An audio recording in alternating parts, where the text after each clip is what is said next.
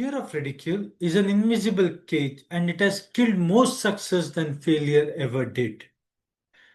If that hits something in you, stay with me for the next 5 minutes because we are going to name the thing most people are too embarrassed to admit.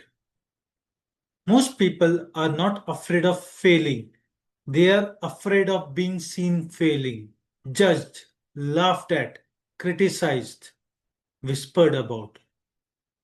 Told no. That is the fear quietly writing your resume for you. Not your skills, not your IQ, the fear of being seen. And by the way, if this series is going to be your thing, hit the subscribe button right now. This is part one of something bigger. Let's name it properly. In plain English, fear of ridicule is the fear of being judged, rejected, humiliated, embarrassed, or socially disapproved of. It's not loud, it's not dramatic, it just quietly runs the show. And it wears four faces. Watch for this in yourself: approval seeking, self editing, perfectionism, hesitation. Four masks, same fear underneath. Here's where it gets uncomfortable. Fear of ridicule doesn't show up as a scream, it shows up as a list of knots. Not posting, not pitching, not asking, not selling, not speaking, not starting, not showing up. Seven small no's you said to yourself. That's a whole life unbuilt. If one of those just hit a nerve, drop it in comments. Tell me which knot you're carrying. I actually read them. This is the line I want to take with you. Action creates results, and fear of ridicule kills the action before failure even gets a chance. So, hear me, you're not failing, you are self censoring. There's a difference, and one of them is fixable today. A EU government survey in the UK found that 57% of Britons say they have at least something stopped themselves from sharing political or social views for fear of judgment or negative responses.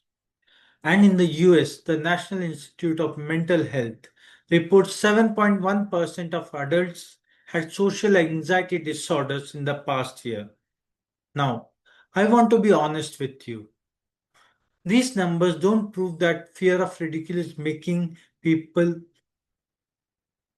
live average lives. They just tell you this. Fear of being judged is widespread. You're not broken, you're human, and you're not alone in feeling it.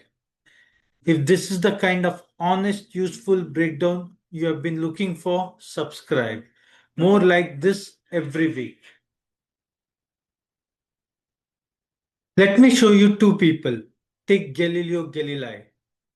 According to the University of Navarra article, the Aristotelian professors of his day attacked him. His arguments were sometimes ridiculed. He didn't outshout the room, he outstayed it. He kept observing, kept publishing, kept refusing to disappear. And the universe he described turned out to be the one we actually live in. So here's the lesson, and write this down somewhere. Ridicule is not a verdict, it's a tax of telling the truth early. Now, the other side of the coin, Emily Dickinson. According to Britannica, only about 10 of her nearly 1,800 poems were published in her lifetime. She was devoted to private pursuits. I'm not claiming fear of ridicule was the cause. I'd be making that up. I'm saying this: the world almost missed her. So the real question is, what is the world going to miss from you? Save the video, you'll need it on a quiet day. The cage is visible, the door is unlocked, the key is in your hand.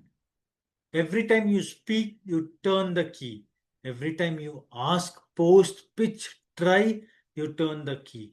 And every time you survive the discomfort, the door opens a little wider. That's it. That's the whole game. In my coaching practice, three tools come up again and again. I'm going to name them today and go deep on them next week. One, graphotherapy, a small deliberate changes in your handwriting that supports behavioral rewiring, new loops, new pressure, and new self. Two, a Ho'oponopono, a Hawaiian forgiveness practice that helps you put down old shame, old nose, the moments that made you smaller. Three, EFT, emotional freedom technique, gentle tapping on acupressure points that helps release the emotional charge your body keeps holding on to. These practices supports inner work. They're not a replacement for medical or physiological care. In the next video, I'll show you exactly how to use each one. Subscribe so it lands in your feed. Provide your handwriting sample and I'll analyze your handwriting and I'll have a one-on-one with you. We'll look into the loops, the pressure, the slant, the little places where fear is literally writing your life for now. And we'll start rewiring it. Email me at japritrv@gmail.com. Subscribe to my Mind Soul Codes on YouTube. Follow me on Instagram. I'm here for it. I'm going to walk you through exactly how to use graphotherapy, Ho'oponopono, and EFT to unlock the door. Three practices, one 10-minute daily routine, the same loop and phrases I use with my clients. Subscribe, hit the bell icon, and I'll see you in the next one.